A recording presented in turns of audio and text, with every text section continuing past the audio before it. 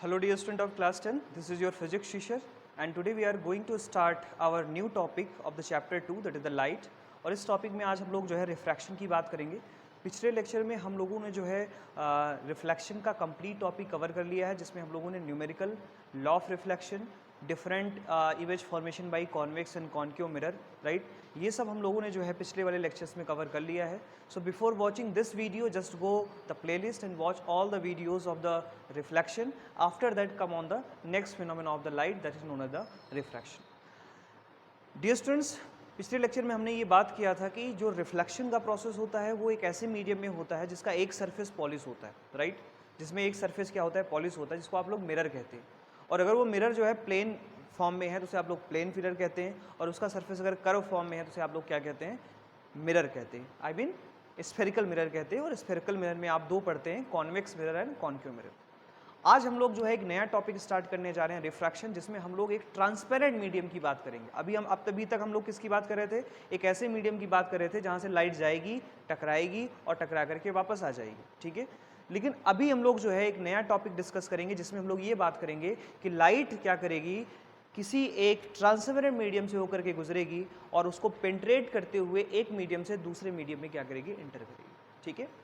तो जब लाइट की रे एक मीडियम से दूसरे मीडियम में जाती है तो उसके नेचर में कुछ चेंजेस आते हैं, और उनके नेचर में क्या चेंजेस आते हैं इसकी बात हम लोग जो है इस वाले लेक्चर में करेंगे और ढेर सारी बातें करेंगे, ठीक है। तो सबसे पहले हम लोग समझते हैं कि रिफ्रैक्शन कहाँ पे होता है। तो रिफ्रैक्शन होता क्या है, तो सबसे पहले ये समझिए कि रिफ्रैक्शन एक ऑप्टिकल फिनोमेना है जो किसमें होता है, एक ट्रांसपेरेंट मीडियम में होता है, ट्रांसपेरेंट मीडियम।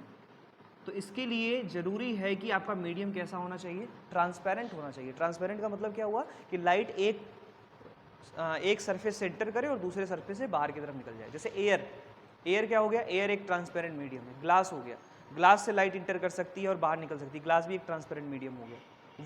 वाटर में देखिए आप कॉइन डाल दीजिए तो कॉइन आपको दिखता है, या वाटर के अंदर कोई ऑब्जेक्ट है वो भी दिखता है।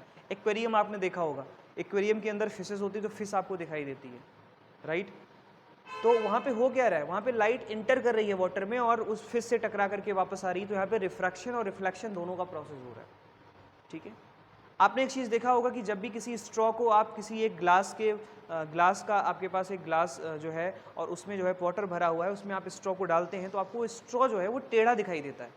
वाटर के अंदर का जो स्ट्रॉ है वो टेढ़ा दिखाई देता है, इवन उसकी थिकनेस भी आपको बढ़ी हुई दिखाई देती होगी, या वो बेंडिंग दिखाई देता है, घुझुकता हुआ दिखाई देता होगा। जब आप लेज़र लाइट को वाटर में इन करते हैं तो आप देखते हैं कि लेज़र लाइट मुड़ती हुई आपको दिखाई देती है।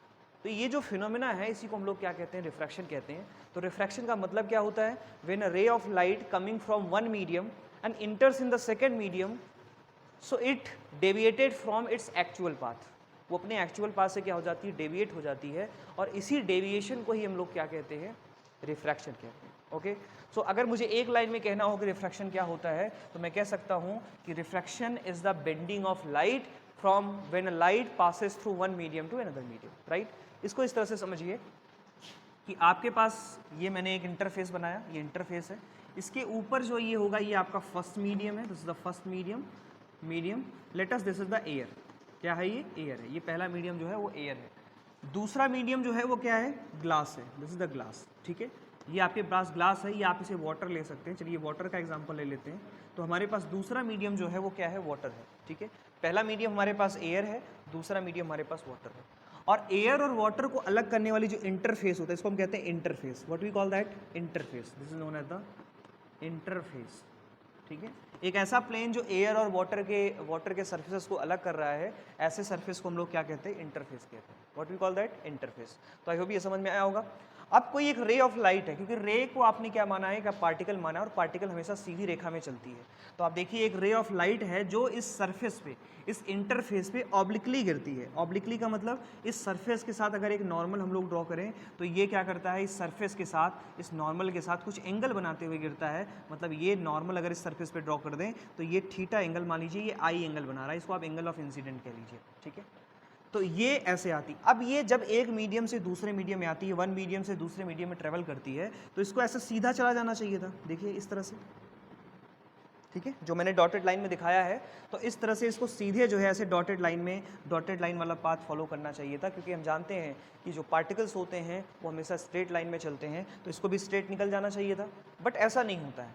जब एक मीडियम से दूसरे मीडियम में जाता है तो हम देखते हैं कि दो सिचुएशन क्रिएट हो जाती हैं। अगर मैं इसको नॉर्मल कहता हूँ इस सरफेस पे, तो मैं अगर नॉर्मल के साथ ये देखता हूँ तो हो सकता है ये रे ऑफ लाइट इस नॉर्मल से दूर हट जाए या इस नॉर्मल के पास में आ जाए।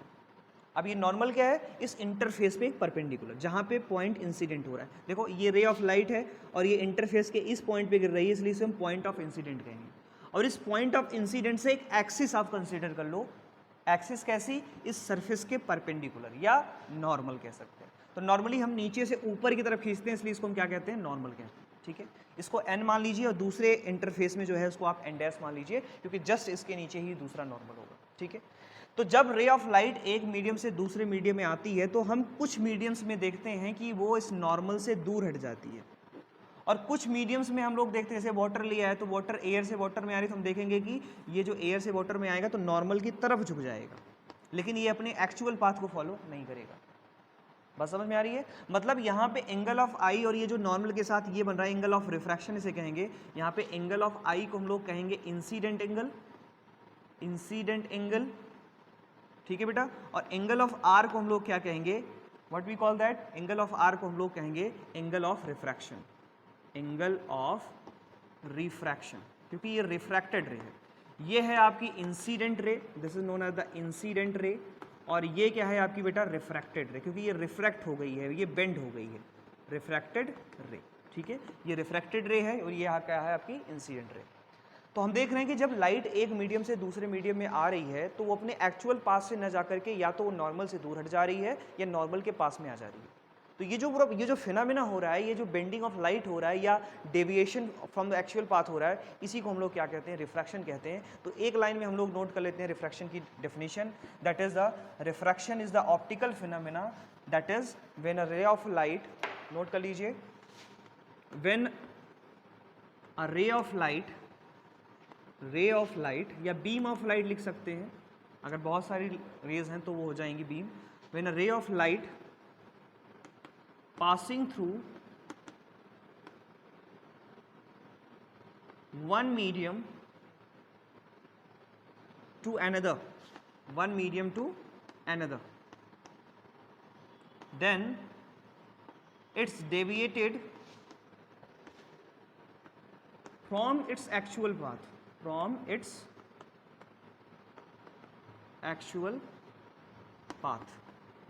ठीक है, ये अपने एक्चुअल पाथ से क्या हो जाती है, डेविएट हो जाती है।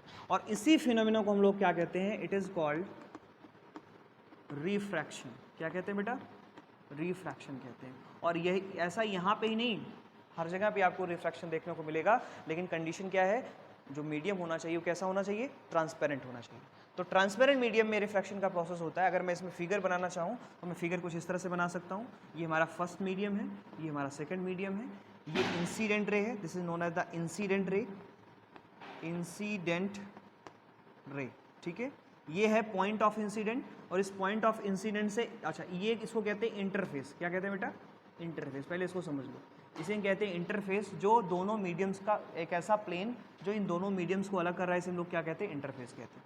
तो ये जो इंटरफेस है, इंटरफेस पे जो ये इंसिडेंट रे गिर रही है, इसके साथ इस पॉइंट ऑफ इंसिडेंट पे आपने ऊपर की तरफ एक परपेंडिकुलर ड्रॉ किया या एक नॉर्मल ड्रॉ किया, और नॉर्मल के साथ जो ये एंगल बनाएगा इसे हम कहेंगे एंगल ऑफ इंसिडेंट। क्या कहेंगे, एंगल ऑफ इंसिडेंट। अब अगर इसको हम इस तरह से वर्चुअली इस तरह से डॉटेड लाइन में मैं इस तरह से रे करूं, मैंने आपको बताया भी है कि ऑप्टिक्स में जब हम लोग लाइट की स्टडी करते हैं तो जो डॉटेड लाइन होती है वो वर्चुअल लाइन को क्या करती है, रिप्रेजेंट करती है। तो लाइट को तो ऐसे सीधे निकल जाना चाहिए था, लेकिन हम लोग देखते हैं अगर इस नॉर्मल को नीचे की तरफ भी बना दें सेकंड इंटरफेस में, इसको एन मान रहे हैं तो इसको एन डैश मान लीजिए आप, तो हम देखते हैं कि अगर ये मीडियम के अकॉर्डिंग, अगर ये मीडियम की डेंसिटी ज़्यादा है या ये मीडियम की डेंसिटी कम है, उसके अकॉर्डिंग इसमें बेंडिंग होगी। हम लोग आगे बात करेंगे कॉज ऑफ रिफ्रैक्शन क्या होता है, तो वहाँ पे और अच्छे से समझ में आपके आएगा। तो जब ये इंसिडेंट यहाँ से जाती है तो या तो ये इधर की तरफ चली जाएगी या तो ये इधर की तरफ चली जाएगी। ठीक है, मतलब angle of i angle of r के बराबर नहीं होगा। अगर angle of i angle of r के बराबर होता तो ऐसी सिचुएशन में ये सीधी निकल जाती, लेकिन सीधी न जाकर के ये क्या हो जा रही है, अपने एक्चुअल पाथ से दूर हट जा रही है या इधर की तरफ आ जा रही है। दैट्स मीन नॉर्मल के पास आ जा रही है अगर, या नॉर्मल से दूर जा रही है। इसमें एक ही कंडीशन होगी। मान लेते हैं कि नॉर्मल के पास में आ जा रही है। सो देख रहे हैं आप एक्चुअल पाथ यहाँ पे क्या हो रहा है, एक्चुअल पाथ ये था लेकिन ये क्या हो गई, इधर की तरफ बेंट हो गई। अब मैं यहाँ से अगर एंगल ऑफ आर निकालूं, इस एंगल ऑफ आर को मैं कहता हूँ एंगल ऑफ रिफ्रैक्शन। क्या कहता हूँ, एंगल ऑफ रिफ्रैक्शन। तो यहाँ पे angle of i does not equal to angle of r. अगर ऐसी कंडीशन कहीं भी सेटिस्फाई होती है, इसका मतलब वहाँ पे क्या हो रहा है, वहाँ पे रिफ्रैक्शन हो रहा है। वहाँ पे क्या हो रहा है, रिफ्रैक्शन हो रहा है। एंगल ऑफ आई और एंगल ऑफ आर जब बराबर होते हैं तो वहाँ पे रिफ्लेक्शन का प्रोसेस होता है। आपने लॉ ऑफ रिफ्लेक्शन में पढ़ा था, angle of i is equal to angle of r. लेकिन जब आप लोग देखते हैं रिफ्लेक्शन का प्रोसेस जब लोग होता है, रिफ्लेक्शन और रिफ्रैक्शन ये दो अलग अलग चीज़ें हैं, ध्यान में रखना है। रिफ्लेक्शन जो है मिरर में होता है और रिफ्रैक्शन जो है ट्रांसपेरेंट मीडियम में होता है। तो angle of i's does not equal to angle of r, ऐसी कंडीशन में जो होगा क्या होगा, रिफ्रैक्शन होगा। आई होप इतनी बात आप लोगों के समझ में आ गई होगी कि रिफ्रैक्शन क्या होता है। एक बार फिर से मैं रिपीट कर रहा हूँ, refraction is the optical phenomena in which a ray of light passing through one medium to another medium, है ना, during this process it deviated from its actual path. वो अपने एक्चुअल पाथ से क्या हो जाती है, डेविएट हो जाती है। जब ये लाइट की रे अपने फर्स्ट मीडियम से दूसरे, जैसे ही इंटरफेस से इंटर करती है दूसरे मीडियम में, तुरंत इसमें क्या होता है, एक फिनोमेना होता है कि अपने एक्चुअल पाथ से ये डेविएट होना स्टार्ट हो जाती है। और इस प्रोसेस को हम लोग क्या कहते हैं, रिफ्रैक्शन कहते हैं। क्या कहते हैं, रिफ्रैक्शन कहते हैं। ठीक है, आई होप ये क्लियर हो जाए। अब हम लोग बात करेंगे कि कॉज ऑफ रिफ्रैक्शन क्या है, कि मतलब ये रिफ्रैक्शन हो रहा है तो ये रिफ्रैक्शन हो क्यों रहा है। ठीक है, so our next topic is the cause of refraction. So let we discuss. इसको आप स्क्रीनशॉट ले लें या इसको नोट कर लें आप। ठीक है, इसको पोज करके आप लोग जो है नोट कर लें। ठीक है, तो अब हम लोग बात करेंगे कॉज ऑफ रिफ्रैक्शन की। What is the cause of refraction, cause of refraction. ठीक है बेटा, रिफ्रैक्शन का क्या कॉज होता है इसको हम डिस्कस करेंगे। तो बेसिकली रिफ्रैक्शन का जो कॉज होता है वो होता है change in speed, change in speed. ठीक है, यहां पे क्या होता है, चेंज इन स्पीड हो जाता है। स्पीड जो है चेंज हो जाती है जब एक मीडियम से दूसरे मीडियम तक आएगी, या तो स्पीड बढ़ जाएगी या तो स्पीड क्या हो जाएगी, कम हो जाएगी। अब एक छोटा सा एग्जांपल मैं आपको समझाता हूँ कि मान लीजिए आप जो है स्टेशन पे हैं और आपकी ट्रेन स्टेशन पे आकर रुकती है, और जब रुकती है तो वहाँ पे और भी बहुत सारी ट्रेन है जिससे पैसेंजर उतरते हैं, और जैसे उतरते हैं तो आप देखेंगे कि वहाँ पे भीड़ भाड़ बहुत ज़्यादा है, स्टेशन पे भीड़ भाड़ बहुत ज़्यादा है। तो अगर भीड़ भाड़ बहुत ज़्यादा है तो क्या होगा, क्या आप बहुत फास्ट मूव कर पाएंगे, नहीं कर पाएंगे। क्यों नहीं मूव कर पाएंगे, क्योंकि वहाँ पे भीड़ भाड़ बहुत ज़्यादा है, तो आपको बच के भी चलना पड़ेगा, इधर उधर चल के चलना पड़ेगा, और वहाँ पे आपकी स्पीड कम रहेगी। लेकिन जैसे ही आप स्टेशन, रेलवे स्टेशन के बाहर निकलते हैं, आपको खुला स्पेस मिलता है, और जब आपको खुला स्पेस मिलेगा तो वहाँ पे आपकी वेलोसिटी बढ़ जाएगी।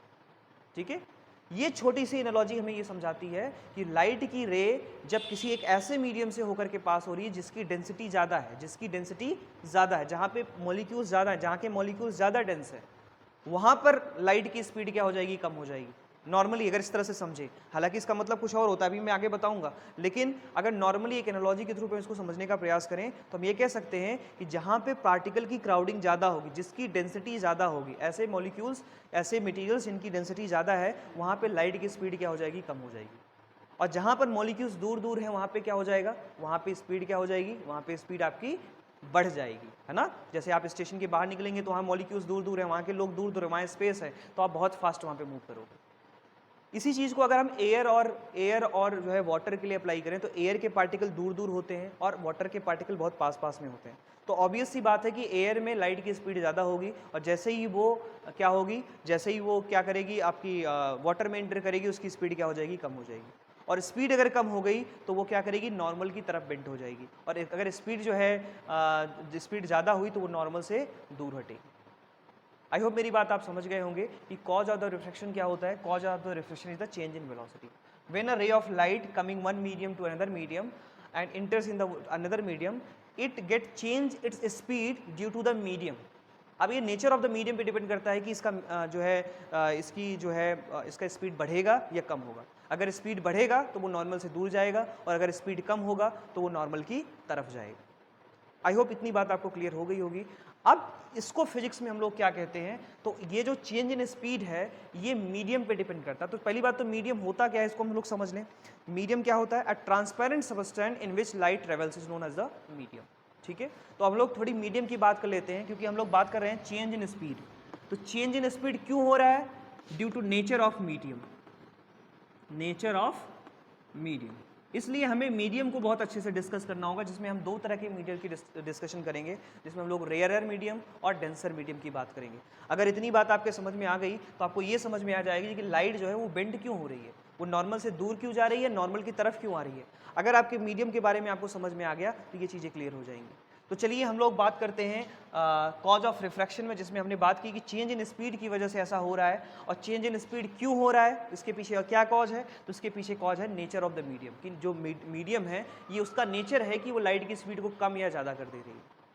बात समझ में आ गई? देखिए लाइट की स्पीड जो वैक्यूम में होती है वो होती है 3 × 10⁸ मीटर पर सेकेंड, लेकिन जैसे ही वो हमारे मीडियम में एंटर करती है उसकी स्पीड क्या हो जाती है? कम हो जाती है। अगर उसकी स्पीड कम हो जाएगी तो वो क्या हो जाएगी? अपने एक्चुअल पाथ से डेविएट हो जाएगी। ठीक है, अभी कैसे डेविएट होगी तो हम लोग जब मीडियम को स्टडी करेंगे तो समझ में आ जाएगा। तो अगला हमारा टॉपिक जो है वो है मीडियम। तो हम मीडियम के बारे में डिस्कस करेंगे, what is the meaning of medium. So let we discuss that. तो अभी मैंने आपको बताया मीडियम, मैंने आपसे कहा कि a transparent, that is a transparent substance in which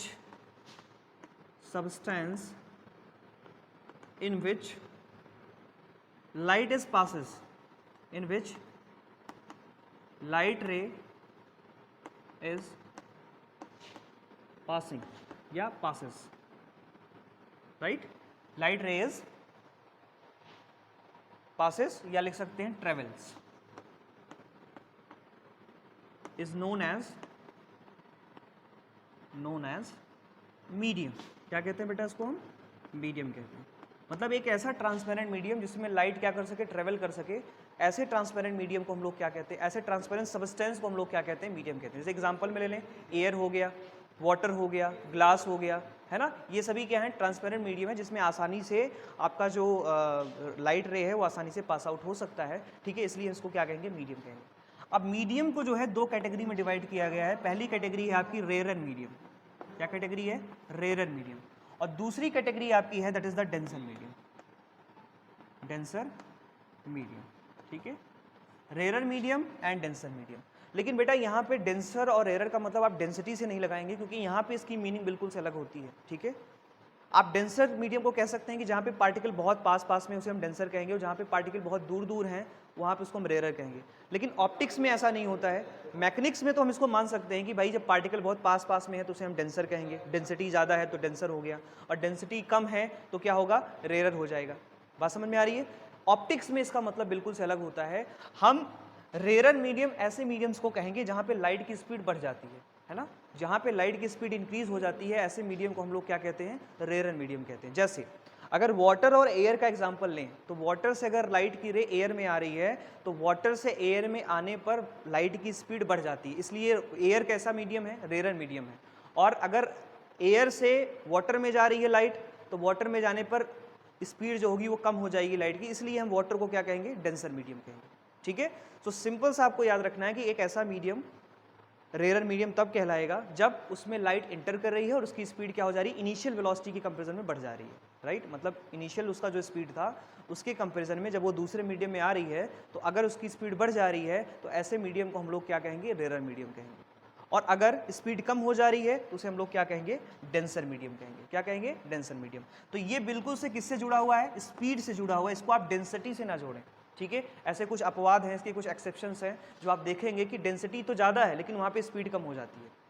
I mean density ज़्यादा है लेकिन वहाँ पे स्पीड क्या हो जाती है? बढ़ जाती है। ठीक है, ऐसे कुछ अपवाद हैं जो मैं आगे आपको बताऊंगा, आपको समझाऊंगा कि ऐसा हम क्यों नहीं लेते हैं। ठीक है, सो रेयर मीडियम और denser medium is classified on the basis of speed of light. अगर स्पीड बढ़ रही है तो डेंसर मीडियम, और अगर स्पीड कम हो रही है तो रेयर मीडियम। ठीक है, अब हम लोग एक एक करके बात करते हैं कि जब लाइट रेयर मीडियम से डेंसर में आएगी तो क्या होगा, और डेंसर मीडियम से जब रेयर में जाएगी तो क्या होगा। ठीक है, so let we discuss. So हमारा अगला टॉपिक होगा that is the refraction of light, refraction of light, refraction of light from rare medium to denser medium. ठीक है, डेंसर। ठीक है बेटा, स्पेलिंग थोड़ा ध्यान रख लेंगे आप, है ना, स्पेलिंग गलत हो सकती है तो इसको थोड़ा सा ध्यान में रखें। तो refraction of light from the denser medium to rare medium, तो डेंसर मीडियम जहाँ पर स्पीड बढ़ जाती है और रेयर मीडियम जहाँ पर स्पीड कम हो जाती है। तो हम बात कर रहे हैं रेयर टू डेंसर, तो हमने एक इंटरफेस बनाई, ये इंटरफेस है, इसके ऊपर जो मीडियम है वो कैसा है, वो है आपका रेयर, ठीक है। इसके नीचे जो मीडियम है उसे हम कहेंगे डेंसर, ठीक है, क्या कहेंगे, डेंसर। अब एक लाइट की रेयर आ रही है, मान लीजिए इसकी स्पीड कुछ भी मान लेते हैं एज एग्जाम्पल, मान लीजिए इसकी स्पीड थी 3 × 10⁸ मीटर पर सेकेंड, ठीक है, ये इसकी स्पीड थी, ठीक है, ये इतनी स्पीड के साथ नीचे की तरफ आ रही थी, ये पॉइंट ऑफ इंसिडेंट है इंटरफेस के ऊपर, इस पर आपने नॉर्मल ड्रॉ किया, ये नॉर्मल है, नॉर्मल के साथ जो एंगल बना रहा है एंगल ऑफ आई है। अब मैं इसको डॉटेड लाइन में नीचे की तरफ करूं, ये इसका एक्चुअल पाथ था, ये इसका एक्चुअल पाथ था, लेकिन हम देखते हैं कि जब डेंसर मीडियम में आती है तो इसकी स्पीड क्या हो जाती है, इसकी स्पीड जो होती है वो क्या हो जाती है, कम हो जाती है। इसकी स्पीड कम हो जाती है, तो कम होने की वजह से ये बहुत दूर तक नहीं जा पाएगा, तो ये नॉर्मल की तरफ ही क्या हो जाता है, बेंड हो जाता है, ये नॉर्मल की तरफ ही क्या हो जाता है, बेंड हो जाता है। तो जब भी कोई लाइट की रे रेयर मीडियम से डेंसर मीडियम में आएगी तो उसकी स्पीड डिक्रीज हो जाएगी। मान लीजिए ये स्पीड यहाँ पे 3 × 10⁸ थी, इसमें आई तो कितना हो गया, 2 × 10⁸ हो गया, तो इसकी स्पीड क्या हो गई, कम हो गई। अगर इसकी स्पीड कम हो गई इसका मतलब कैसा मीडियम है, डेंसर मीडियम है। और डेंसर मीडियम में जब लाइट आएगी तो ये नॉर्मल की तरफ बेंड होगी। क्यों बेंड होगी, क्योंकि इसकी स्पीड कम होगी, स्पीड कम होने पर इसकी एनर्जी कम हो जाएगी, जिसकी वजह से ये नॉर्मल की तरफ बेंड होना स्टार्ट हो जाएगी, और ये जो एंगल होगा उसको एंगल ऑफ आर कहेंगे, that is the angle of refraction. और ऐसी सिचुएशन में जब लाइट की रे रेयर से डेंसर में आएगी तो ऐसी सिचुएशन में एंगल ऑफ आई जो होगा it is always greater than angle of r. तो अगर ये कंडीशन कहीं पे सेटिस्फाई हो रही है, इसका मतलब सीधा सा है कि कौन सा रिफ्रैक्शन हो रहा है, रेयर टू डेंसर का रिफ्रैक्शन हो रहा है, ठीक है। इस बात को आप समझते रहिए। अगर एग्जांपल के तौर पे देखें तो रेयर में हम लोग एयर को एज्यूम कर सकते हैं और डेंसर में हम लोग वाटर या ग्लास को एज्यूम कर सकते हैं। ऐसा देखा गया कि जब रेयर कोई लाइट की रे एयर से डेंसर में आती है या एयर से वाटर में आती है तो वो नॉर्मल की तरफ बेंट हो जाती है। ऐसा आप करके देख सकते हैं। आप लेज़र लाइट लें या आप एक स्ट्रॉ लें और उस स्ट्रॉ को आप क्या करें, पानी के अंदर डुबो दें। अब उस ग्लास में आप उस स्ट्रॉ को देखें तो आप देखेंगे कि वो क्या है, थोड़ी सी झुकी हुई है, किधर की तरफ, नॉर्मल की तरफ, ठीक है। तो उससे ये पता चलता है कि जब लाइट की रे रेयर से डेंसर में आएगी तो ये क्या हो जाएगी, नॉर्मल की तरफ बेंट हो जाएगी, ठीक है। I hope it will be clear for you, ये समझ में आ गया होगा। अब अगला टॉपिक हम लोग डिस्कस करेंगे। कंडीशन आपको याद रखनी है कि रेयर से डेंसर में कब जाएगा, तो angle of i is greater than angle of r. जो एंगल ऑफ इंसिडेंट होगा वो हमेशा ग्रेटर होगा एंगल ऑफ आर के, ठीक है, जहाँ पे एंगल ऑफ आर क्या है, एंगल ऑफ रिफ्रैक्शन। चलिए अगली बात हम लोग करते हैं कि जब लाइट की रे आपकी कहाँ से आएगी, डेंसर मीडियम टू रेयर। अब इसको अपोजिट कर दीजिए आप, मैं इसी में करेक्शन कर दे रहा हूँ। दूसरा है ये reflection of light from denser to rare, ठीक है। अब ये बिल्कुल से उसका अपोजिट होगा। कैसे, मान लीजिए ये इंटरफेस है, ये लाइट की रे आ रही थी, ठीक है, ये पॉइंट ऑफ इंसिडेंट, ये नॉर्मल, ये एंगल ऑफ आई, ठीक है। मान लीजिए यहाँ पर जो इसकी स्पीड रही होगी वो रही होगी कितनी, 2 × 10⁸ मीटर पर सेकेंड। ये स्पीड रही होगी इस इंसिडेंट रे की, जो आपके पास ये इंसिडेंट है, incident ray, this is the incident रे। तो इंसिडेंट रे की डायरेक्शन इधर की तरफ है। अब ये एक्चुअल इसको ऐसे जाना था, हमने नॉर्मल ऐसे बनाया है। अब जब ये मीडियम आपका कैसा है, डेंसर है, डेंसर से किस में आ रही है, ये रेयर मीडियम में आ रही है। लेटेस्ट एग्जांपल ले सकते हैं कि ग्लास से लाइट जो है किस में आ रही है, एयर में आ रही है। तो ग्लास से एयर में आने पे क्या होगा, स्पीड बढ़ेगी। तो हम देखते हैं कि जब ये इसमें आती तो स्पीड बढ़ जाती है, और स्पीड बढ़ने की वजह से के पास इतनी एनर्जी हो जाती है कि ये डेविएट हो जाती है, ऐसे ये नॉर्मल से दूर की तरफ हट जाती है। तो ये एंगल ऑफ आर हो गया। तो एंगल ऑफ आर जो होगा इसमें एंगल ऑफ आई से क्या होगा, ज़्यादा होगा। तो अगर ऐसी कंडीशन सेटिस्फाई हो रही है तो इसका मतलब क्या हो रहा है, डेंसर से रेयर में कोई लाइट इंटर कर रही है। तो angle of r is greater than angle of i. So this is known as the refraction of light from the denser to rare. तो आपको याद क्या रखना है, अच्छा यहाँ पे 2 × 10⁸ मीटर पर सेकंड इसकी स्पीड थी, लेकिन जब ये रेयर में आती है तो हम देखते हैं इसकी स्पीड कितनी हो गई, 10⁻3 × 10⁸ मीटर पर सेकंड, बढ़ गई। तो स्पीड क्या हो गई, बढ़ गई। तो अगर स्पीड के फंक्शन में हम लोग लिखें, मान लीजिए यहाँ पे वेलोसिटी v1 रही होगी, यहाँ पे स्पीड वेलोसिटी को आप एक ही समझें यहाँ पर, क्योंकि डायरेक्शन है तो हम इसे वेलोसिटी भी कह सकते हैं, स्पीड भी कह सकते हैं नॉर्मली। तो v1 और v2 ये लिया हमने। तो इस कंडीशन में क्या होगा, v2 is greater then v1 होगा, v2 is greater then v1 होगा। तो वेलोसिटी की कंडीशन में अगर आप लिखना चाहें तो velocity in the second medium is always greater then velocity in the first medium. Velocity in the second medium is always greater then velocity in the first medium, ठीक है। सिमिलरली जो है एंगल ऑफ आर जो होगा greater than angle of आई होगा। तो thumb rule मैंने आपको क्या बताया, पहला जब लाइट की रे रेयर मीडियम से डेंसर मीडियम में जाएगी तो क्या होगा, स्पीड कम हो जाएगी और वो नॉर्मल की तरफ हो जाएगी, और उस कंडीशन में angle of i angle of r के क्या होगा, ज़्यादा होगा, और V1 की वैल्यू V2 से क्या होगी, ज़्यादा होगी। दूसरी कंडीशन में हमने डिस्कस किया कि जब लाइट की रे रेयर से डेंसर में जाएगी, डेंसर से रेयर में जाएगी तो स्पीड बढ़ जाएगी, स्पीड बढ़ जाएगी इसका मतलब V2 is greater then V1 होगा, और एंगल ऑफ R भी क्या होगा, क्योंकि नॉर्मल से दूर हटेगी तो एंगल ऑफ R जो होगा हमेशा ग्रेटर होगा एंगल ऑफ I। ठीक है, सो बच्चों आज मैंने आपको रिफ्रैक्शन का टॉपिक समझाया, मैंने आपको कॉज ऑफ रिफ्रैक्शन समझाया। कॉज ऑफ रिफ्रैक्शन में मैंने आपको बताया कि वेलोसिटी चेंज की वजह से ऐसा होता है। फिर मैंने आपको ये बताया कि वेलोसिटी चेंज क्यों होती है, ड्यू टू मीडियम होती है। फिर हमने टाइप ऑफ मीडियम्स की बात की कि रेयर मीडियम क्या होता है, डेंसर मीडियम क्या होता है, इसकी बात हम लोगों ने करी। ठीक है, अब अगला जो टॉपिक हमारा होगा वो ये होगा कि भाई ऐसा हो क्यों रहा है, अगर इसमें ये लाइट इसमें जा रही है और ये बेंड कर दे रहा है ये मीडियम इसको, इसकी स्पीड को कम या ज़्यादा कर दे रहा है, तो ये हमें कौन बताएगा कि वेलोसिटी कितनी कम हो गई या कितनी ज़्यादा हो गई। तो इसके लिए एक क्वांटिटी हम लोग पढ़ते हैं जिसे हम लोग कहते हैं रिफ्रैक्टिव इंडेक्स, राइट। तो अगला जो हमारा टॉपिक होगा रिफ्रैक्टिव इंडेक्स, उसके बाद हम लोग बात करेंगे किसकी बात करेंगे, उसके बाद हम लोग लॉ ऑफ रिफ्रैक्शन की बात करेंगे, उसके बाद हम लोग इमेज फॉर्मेशन देखेंगे प्लेन सरफेस में, उसके बाद हम लोग स्फेरिकल सरफेस में देखेंगे, और इस तरह से आपका ये चैप्टर पूरा हो जाएगा। तो डियर स्टूडेंट्स आज के लेक्चर में इतना ही, ये बहुत ही बेसिक है। अगर आपको इतनी बात जो आज बताई गई समझ में आ गई तो आगे के लेक्चर्स में आपको कोई भी समस्या नहीं होने वाली है, आप सारे क्वेश्चन को बहुत आसानी से, बहुत अच्छे से, कॉन्सेप्ट को बहुत अच्छे से समझ सकते हैं। तो आज के लेक्चर में इतना ही, थैंक यू सो मच।